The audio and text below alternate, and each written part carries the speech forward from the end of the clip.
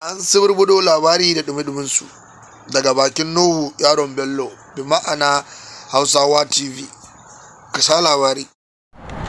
So idan ka zo gadar Ikoyi zaka ga wasu gidaje manya musamman jirgin ruwa zaka ga suna wucewa ta can baya. An ka duba can baya ga gidan Dangote, ga jirgin ruwa kana gani yana wucewa a gurin, ga gidan dan tata, ga gidan amma ban da marcin babale, ba gidan marcin babale a nan.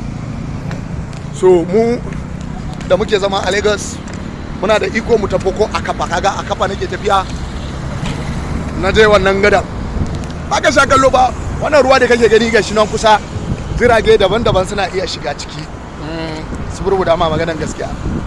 Yawa idan kana so ka ga ruwa, idan ka zo Lagos ka ce a kai ka Lekki ko kuma a kai ka Ikoyi, ta wannan area ne zaka samu isa gurin ruwa a sauki, bai shi da nisa. A gurin zaka ga manyan gidaje farare kamar guda 5, Dangote, dan tata da mai sunan shi Adenuga mai kamfanin Glo kenan. Su ne wannan gidaje da kake gani gaba daya.